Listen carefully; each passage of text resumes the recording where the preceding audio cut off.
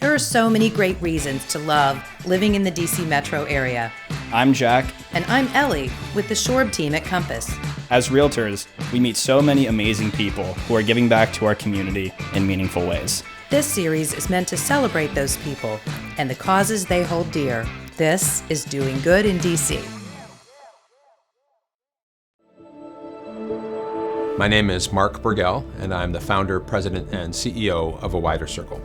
A Wider Circle got started out of a school project. I was teaching at American University, and I wanted my students to connect to people who were in poverty. I wanted them to know that the only difference between them and people who were living in poverty was luck of the draw at birth.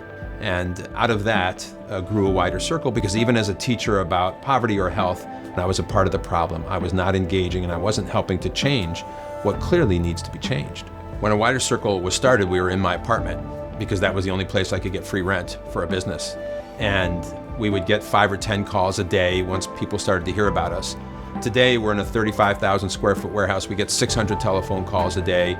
So we are a primary source of support, and we're a place where 30,000 volunteers a year come to serve. So I see us now as growing into something that is closer to what I believe can be the solution. I know there are things happening every day that are magical. I know people's lives are changing here every day because I do talk to those people. However, what really drives me is the needs that we allow to endure. Poverty is a crisis, and we need to handle it as a crisis, not as an issue. And so what drives me is knowing the number of people who are suffering all across this country.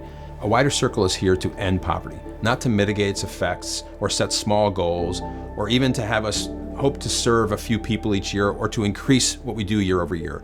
The number of people we lose, the amount of potential we lose to poverty is dramatic, and our response to it has to have all of the ambition and aspiration that you would want us to have if your family lived in poverty.